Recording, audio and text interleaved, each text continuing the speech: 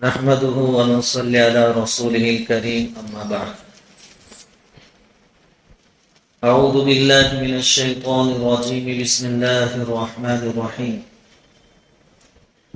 قل إن كنتم تحبون الله فاتبعوني يحببكم الله ويغفر لكم ذنوبكم والله غفور رحيم.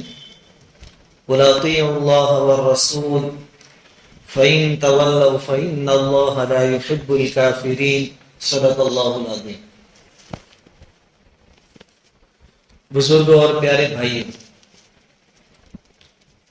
اللہ رب العزت نے انسانوں کی ہدایت کے واسطے آسمان سے کتابوں کا سلسلہ شروع فرمایا، کتابیں نازل فرمائی. کتابوں کو عملی طور پر سمجھانے کے واسطے، عمل کر کے دکھانے کے واسطے انبیاء کرام علیہ السلام کا طریقہ اختیار فرمایا.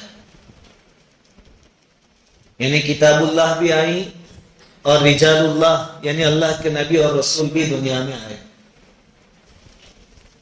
اللہ تعالیٰ نے اپنے نبیوں کو اسی لیے بھیجا ہے کہ لوگ ان کی اتباع کریں، ان کی پیروی کریں، ان کے نقش قدم پر چلیں، ان کی باتوں کو مانیں.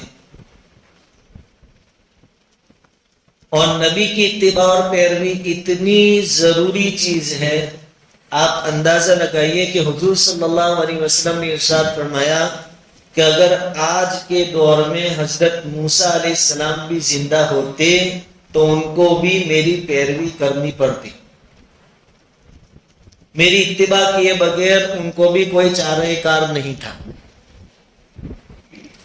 قیامت سے پہلے حضرت عیسیٰ علیہ السلام دنیا میں تشریف لائیں گے. وہ خود بڑے درجے کے نبی ہیں، لیکن آپ نماز پڑھیں گے امام مہدی علیہ السلام کے پیچھے. یعنی شریعت وہ بھی اپنائیں گے، اختیار کریں گے، شریعت محمدی صلی اللہ علیہ وسلم. تو حضور کی اتباع بہت ضروری ہے. بلکہ ہم جنت میں جائیں گے یا نہیں جائیں گے اس کا دار و مدار بھی حضور کی اتباع اور پیروی پر ہے. حضور صلی اللہ علیہ وسلم کا ارشاد ہے کہ میری پوری امت جنت میں جائے گی سوائے ان لوگوں کے جنہوں نے انکار کیا، وہ جنت میں نہیں جائیں. الا من ابا، جنہوں نے انکار کیا. صحابہ کرام رضوان اللہ تعالی علیہم اجمعین نے پوچھا، عرض کیا کہ حضور انکار کرنے والے کون؟ جو جنت میں نہیں جا پائیں گے. حضور صلی اللہ علیہ وسلم نے فرمایا کہ جو میری پیروی کرے گا وہ میرے ماننے والے ہیں، وہ جنت میں جائیں گے، اور جو میری اتباع اور پیروی نہیں کرے گا، وہ انکار کرنے والے ہیں، وہ جنت میں نہیں جائیں گے.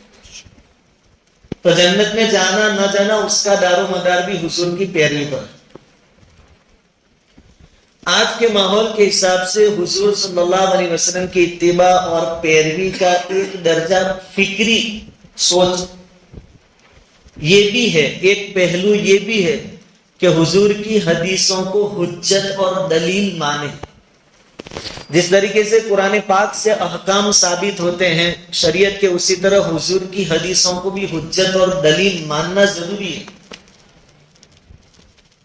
کوئی اگر حضور کی حدیثوں کا انکار کرے، جیسا کہ آج کے دور میں ایسے لوگ موجود ہیں جو کہتے ہیں کہ قرآن میں ہر چیز ہے، قرآن خود کہتا ہے وَلَا رَطْبٍ وَلَا يَابِسٍ إِلَّا فِي كِتَابٍ مُبِينٍ، ہر چیز قرآن میں ہے. جب قرآن میں ہر چیز ہے تو ہمیں حدیث کی کیا ضرورت ہے؟ اور ایک بولا بالا مسلمان تو یہی سمجھے گا کہ قرآن اور رسول سب ایک ہی تو چیزیں ہیں. قرآن میں ہے بہت ہو گئے، اور قرآن میں نہیں ہے تو نہیں مانیں گے. اس آدمی کا ایمان مکمل نہیں ہو سکتا. حضرت ابو رافع رضی اللہ تعالیٰ عنہ ایک صحابی، وہ فرماتے ہیں کہ حضور صلی اللہ علیہ وسلم نے ارشاد فرمایا کہ کہیں ایسا نہ ہو کہ تم اپنے مسیریوں پر، اپنے تختوں پر، اپنے بیٹھنے کی جگہوں پر بیٹھے ہو اور تمہارے پاس میرا کوئی حکم آوے کہ یہ کام کرو، یا میں کسی چیز سے منع کروں کہ ایسا مت کرو، اور تم میں کا کوئی آدمی یوں کہے کہ بھائی ہم تو اس بات کو نہیں مانتے اور نہیں جانتے، ہمارے لیے تو قرآن کافی ہے. کہیں ایسا نہ ہو. حضور کی اتباع میں ایک پہلو یہ بھی ہے کہ حدیث کو حدیث مانے اور اس پر عمل کرے. اچھا، حدیث حدیث کو اپنی عقل پر پرکھنے کی کوشش نہ کریں کہ بھائی عقل میں آتی ہو، سمجھ میں آتی ہو تو مانیں گے ورنہ نہیں مانیں گے. یہ باتیں اس لیے کہی جا رہی کہ آج کے دور میں یہ فتنے بھی عام ہو رہے ہیں. ایک تو بہت انوکھی انوکھی حدیثوں کے نام سے باتیں بھی چلتی ہے جس کا حدیث میں کوئی ثبوت نہیں ہوتا، اور بہت ساری باتیں حدیث میں ہیں لیکن سمجھ میں نہیں آتی تو اس سے انکار کرتے ہیں کہ ہم اس کو نہیں مانتے. انکار حدیث. تو حدیث حدیث ہے یعنی اس کا دار و مدار عقل پر نہیں.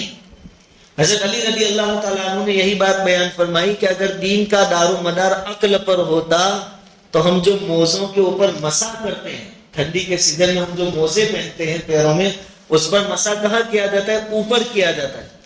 حالانکہ حضرت علی رضی اللہ تعالیٰ عنہ فرماتے ہیں کہ عقل کا تقاضا یہ ہے کہ مسح نیچے ہونا چاہیے، لیکن چونکہ ہم نے حضور کو اوپر مسح کرتے ہوئے دیکھے ہیں، ہم اب اپنی عقل کو نہیں دہرائیں گے.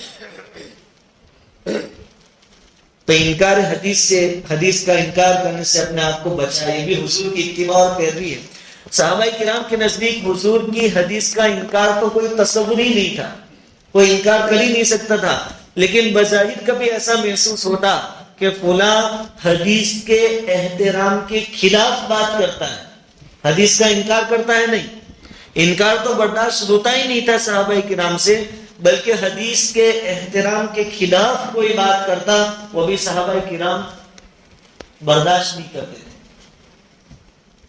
حضرت عبداللہ ابن عمر رضی اللہ تعالیٰ عنہما، انہوں نے حضور کا ایک ارشاد نقل فرمایا کہ حضور صلی اللہ علیہ وسلم نے فرمایا اس زمانے میں کہ اگر کوئی عورت مسجد آ کر نماز پڑھنا چاہے تو اس کو روکنا مت، آنے دو. چونکہ خیر القرون تھا، اچھا دور تھا، حضور موجود تھے، وحی کا سلسلہ چل رہا تھا. تو کوئی عورت مسجد میں آ کر نماز پڑھنا چاہے تو اس کو انکار مت کرنا. یہ حضور اپنے دور کی بات کریں. تو حضرت عبداللہ بن عمر رضی اللہ تعالیٰ عنہ کے بیٹے جن کا نام بلال بتایا جاتا ہے، انہوں نے اس وقت کے حالات کو سامنے رکھ کر یہ کہا کہ ہم تو نہیں آنے دیں گے. ابھی کوئی حدیث کا انکار نہیں تھا، انہوں نے یہ نہیں کہا کہ میں حضور کی بات نہیں مانوں گا، ایسا نہیں کہا. حالات کا تقاضا یہ تھا، اس لیے انہوں نے کہا کہ حالات کو مد نظر رکھتے ہوئے ہم تو نہیں آنے دیں. اب بظاہر حدیث کے احترام کے خلاف یہ چیز تھی. حضرت عمر رضی اللہ تعالیٰ عنہ اپنے سگے بیٹے سے ناراض ہو گئے، اور اتنے ناراض ہو گئے، ان کو اتنا ڈانٹا. راوی کہتے ہیں کہ زندگی پر حضرت عبداللہ ابن عمر کو اتنا غصے کبھی نہیں دیکھا گیا جتنا اس وقت غصے ہوئے کہ میں حضور کی حدیث بیان کر رہا ہوں اور تو اپنی رائے بیان کر رہا ہے. امام ابو یوسف رحمۃ اللہ علیہ بڑے درجے کے امام ہیں، امام ابو حنیفہ رحمۃ اللہ علیہ کے شاگرد. انہوں نے ایک مرتبہ اپنے بیٹے کے سامنے حضور کی ایک پسندیدہ سنت، حضور کی پسندیدہ چیز بیان فرمائی کہ دیکھو حضور کو کدو بہت پسند. کیا کہا؟ حضور کو کدو بہت پسند تھے، دودھی کھانا حضور کو بہت پسند تھا. تو لڑکے نے کیا جواب دیا کہ مجھے تو زیادہ پسند نہیں ہے. اب اس میں حدیث کا انکار نہیں ہے، یہ ایک طبیعی چیز تھی. فطرتیں سب کی الگ الگ ہیں، طبیعتیں الگ الگ ہیں، سب کی پسند ناپسند الگ الگ ہوگی. یہاں حضور کی حدیث کا کوئی انکار نہیں ہے، لیکن چونکہ بظاہر ایسا لگتا تھا کہ ایک طرف تو حضور کو دودھی پسند ہے اور یہ کہہ رہے کہ مجھے پسند نہیں. حضرت امام ابو یوسف رحمۃ اللہ علیہ زندگی بھر اپنے بیٹے سے بولے نہیں، پھر بات نہیں کرے کہ ایک طرف حضور کو جو چیز پسند ہے تو اس کے بارے میں کہتا ہے کہ مجھے پسند ہے. امام ابو یوسف رحمۃ اللہ علیہ وقت کے امام اپنے بیٹے سے بات چیت بند کرتے. صحابہ کرام حضور کی تھوڑی سی ناراضگی بھی برداشت نہیں کر سکتے تھے اور اسی وجہ سے وہ کامیاب ہوئے. حضور صلی اللہ علیہ وسلم نے شروع میں سونے کی انگوٹھی بنوائی تھی. تو اس وقت جو صحابہ کرام تھے ان میں سے بہت سارے لوگوں نے سونے کی انگوٹھیاں بنوائی، سب نے پہنی. پھر حضور صلی اللہ علیہ وسلم نے ایک مدت کے بعد فرمایا کہ یہ سونا ہماری امت کے مردوں پر حرام ہے، گولڈ. حضور نے خود کی انگوٹھی نکال کر پھینک دی، صحابہ کرام نے اپنے انگوٹھیاں نکال کر پھینک دی. اس میں کوئی تعویل نہیں، کوئی بہانہ نہیں کہ تو حضور تو بہت بڑا درجہ تھا اس لیے ان کے لیے حرام ہوگی، ہمارے لیے تو چل جاوے، سونا تو بہت مہنگا ہوتا ہے. کوئی تعویل، کوئی بہانہ نہیں. حضور نے پہنی، صحابہ کرام نے پہنی. حضور نے کہہ دیا حرام، صحابہ کرام نے نکال کر پھینک دی کہ حرام. صلح حدیبیہ کے موقع پر صحابہ کرام تو احرام باندھ کر گئے تھے عمرہ کے ارادے سے، لیکن پھر بات بگڑ گئی، پھر صلح نامہ لکھا گیا. صحابہ کرام کے دلوں میں بہت رنج تھا، بہت غصہ تھا. ان کو یہ محسوس ہو رہا تھا کہ یہ صلح بہت دب کر ہو رہی ہے، ایک طرفی صلح ہے. مکہ والوں کی سب باتیں مان لی گئی.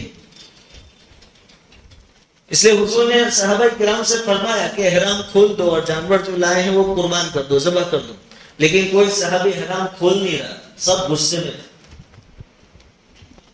حضرت ام سلمہ رضی اللہ تعالیٰ عنہ نے حضور صلی اللہ علیہ وسلم کو مشورہ دیا کہ حضور آپ پہلے خود احرام کھول دیجئے، اپنا سر منڈوا لیجئے، جانور ذبح کر لیجئے، صحابہ کرام بھی انشاءاللہ ایسا ہی کریں گے. حضور صلی اللہ علیہ وسلم نے جب عملی طور پر یہ کام کر دیا تو صحابہ کرام اپنی ناراضگی، اپنا غصہ سب کچھ بھول گئے اور سب نے احرام کھول دیے، سب نے حلق کروا لیا، جانوروں کو ذبح کر لیا. یہ وہ چیز تھی جس کی وجہ سے وہ کامیاب تھے، ہر میدان اپنے ہاتھ میں لے لیتے، حضور کی اتباع، حضور کی پیروی. حضور ناراض ہو جائے اس سے ان کو بڑی فکر ہوتی تھی. واقعہ ہم فضائل کی کتاب میں پڑھتے ہیں کہ حضور صلی اللہ علیہ وسلم کا گزر چند صحابہ کرام کے ساتھ ایک گلی سے ہوا تو ایک صحابی انصاری تھے رضی اللہ تعالیٰ عنہ، انہوں نے پکا گھر بنایا تھا، گنبد طرح یا 2 منزلہ گھر بنایا تھا. حضور نے پکی عمارت دیکھی تو صرف اتنا پوچھا کہ یہ کس نے بنایا، یہ کس کا ہے؟ صحابہ کرام نے جواب دیا کہ فلاں انصاری صحابی کا ہے رضی اللہ تعالیٰ. ٹھیک ہے، بات آئی گئی ہو گئی. وہ صحابی پھر اس وقت موجود نہیں تھے، بعد میں حضور کی خدمت میں حاضر ہوئے، آ کر سلام کیا، حضور نے چہرہ گھما لیا. ادھر آ کر سلام کیا، حضور نے ادھر چہرہ گھما لیا. وہ سمجھ گئے کہ کوئی مسئلہ ہوا ہے، حضور مجھ سے ناراض. اور صحابہ کرام حضور کی ناراضگی برداشت نہیں کر سکتے تھے. حضور ناراض، خدا ناراض، حضور راضی، خدا راضی. اس لیے میں نے شروع میں جو آیت پڑھی، قُلْ إِن كُنتُمْ تُحِبُّونَ اللَّهَ فَاتَّبِعُونِي يُحْبِبْكُمُ اللَّهُ وَيَغْفِرْ لَكُمْ ذُنُوبَكُمْ. ایمان والو، اگر تم اللہ سے محبت کرتے ہو، اللہ کو راضی کرنا چاہتے ہو تو میرے نقش قدم پر چلو. اللہ تم سے محبت کرے گا، تمہارے گناہوں کو معاف کر دے گا. اللہ تک پہنچنے کے لیے سیڑھی ہے حضور کی ذات، حضور کی سنت. حضور نے چہرہ گھما لیا، وہ سمجھ گئے کچھ مسئلہ ہے. انہوں نے اپنے ساتھیوں سے پوچھا کہ حضور سلام کا جواب نہیں دے رہے، کیا بات ہے؟ تو صحابہ کرام نے بتایا کہ شاید یہ وجہ ہو کہ حضور کا گزر ہوا تھا، آپ کا مکان دیکھا اور حضور نے پوچھا تھا کہ کس نے بنایا. بس یہاں سے اٹھے، گئے گھر اور وہ جو عمارت بنائی تھی اس کو توڑ دیا، میدان کر دیا. اچھا، مکان تو انسان کی زندگی کا بہت بڑا خواب ہوتا ہے کہ میرا ایک مکان ہو خود کا. یہاں بن گیا تھا. دوسری شکلیں بھی ہو سکتی تھی کہ حضور سے مشورہ کرتے کہ حضور میں کسی یہودی کو بیچ دوں، اس پیسے سے پھر چھوٹا سا بنا لوں گا کچا. کوئی مشورہ نہیں، دوسری کوئی شکل نہیں، کوئی تعویل، کوئی بہانہ نہیں. گئے اور مکان توڑ دیا. اچھا، اتنا بڑا کام کیا، توڑا کیوں تھا؟ حضور ناراض ہو گئے اس وجہ سے. اتنا بڑا کام کیا، پھر شاباشی لینے کے لیے وہاں نہیں پہنچے حضور کے پاس. حضور آپ ناراض ہو گئے، ہم نے مکان توڑ دیا. کہنے بھی نہیں آئے، ہم نے یوں کیا، ہم نے یوں کیا، وہاں نہیں آتا. بات آئی گئی ہو گئی. پھر ایک مدت کے بعد حضور کا گزر وہاں سے ہوا. حضور نے دیکھا وہ عمارت نہیں ہے. حضور نے کہا بھائی ایک گھر تھا، یہاں مکان تھا، اس کا کیا ہوا؟ تو صحابہ کرام نے کہا کہ آپ کی ناراضگی محسوس ہوئی تو جن کا تھا انہوں نے اس کو توڑ دیا. حضور صلی اللہ علیہ وسلم نے فرمایا کہ ہر عمارت بندے کے لیے وبال ہے سوائے مسجد. یہ ہے صحابہ کرام کی کامیابی کا راز. اور یہی طریقہ، یہی قانون، یہی اصول ہے. حضور کو اگر آپ نے راضی کیا، اللہ آپ سے راضی ہو جائے. اب یہ ساری باتیں ایسی ہیں، ہم ان کو اپنی زندگی میں لاویں. عبادت ہے، نماز ہے، تو نماز بھی میں اپنے طریقے سے نہیں پڑھوں گا، کیونکہ حضور نے فرمایا صلو کما رأیتمونی اصلی، جیسے میں نماز پڑھتا ہوں ویسے تم پڑھو. آپ جمعہ کی 4 رکعت فرض نہیں پڑھ سکتے، 2 ہے 2 پڑھو. لیکن طریقہ کون سا؟ حضور.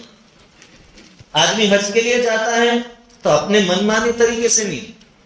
حضور صلی اللہ علیہ وسلم نے ارشاد فرمایا کہ شاید اب کے بعد میری اور آپ کی ملاقات نہ ہو، تم لوگ مجھ سے حج کا طریقہ سیکھو. تو عبادت ہو، معاملات ہو، اخلاق ہو، معاشرت ہو، کچھ بھی ہو، ہر چیز میں حضور صلی اللہ علیہ وسلم کے طریقوں کو ہم اپنائیں گے، اپنی زندگیوں میں لائیں گے، انشاءاللہ کامیابی ہمارے قدم چومے گی۔ اور صرف باتوں سے بات بننے والی نہیں ہے، عمل، پریکٹیکلی عملی طور پر اس پر آنا بہت ضروری ہے۔ حضرت جی سالد حضرت مولانا انعام الحسن صاحب رحمۃ اللہ علیہ کے بارے میں نے پڑھا کہ شاید 1980 کے بعد سے پرانوں کا زور شروع ہوا، کارگزاری اپنے اپنے علاقے میں جنہوں نے وقت لگایا قربانی کے، ان کو جوڑتے تھے، کارگزاری لیتے تھے۔ تو تیسرے یا چوتھے سال جب جور ہو رہا تھا پرانوں کا، تو حضرت جی نے اپنے ساتھیوں سے پوچھا کہ جور کیسا چل رہا ہے، اجتماع کیسا چل رہا ہے؟ ساتھیوں نے کہا بڑا شاندار چل رہا ہے، بڑا مزہ آ رہا ہے، اچھی اچھی کارگزاری آ رہی ہے، کام بہت پھیلا ہے۔ حضرت جی نے اس وقت فرمایا کہ رات کو میں نے جب چکر لگایا تو میں نے دیکھا میرے اکثر ساتھی سوئے ہوئے تھے۔ یہ سب کون سے ساتھی تھے؟ قربانی دینے والے۔ پھر حضرت جی نے ٹھنڈی آہ بڑی اور آنکھوں میں آنسو آ گئے اور کہا کہ انعام الحسن اللہ سے کیا جواب دے گا جب اللہ کہے گا کہ انعام نے اپنے ساتھ اپنے پیچھے سونے والے لوگ چھوڑے۔ یعنی قربانیاں تو تم نے سب میں دی، لیکن اصل عمل یہ بھی ہے کہ رات کو اللہ کے سامنے یہ عمل حضرت جی اپنے ساتھیوں کی زندگی کی بہت فکر کرتے کہ ان کی زندگی میں دین آیا کہ نہیں آیا، صرف باتیں نہ رہ جائیں۔ اس لیے شریعت اور سنت کو اپنی زندگیوں میں لائیں گے، انشاءاللہ تعالیٰ کامیابی ہمارے قدم چومے گی۔ اللہ تعالیٰ کہی سنی باتوں پر کہنے سننے سے زیادہ عمل کی توفیق عطا فرمائے۔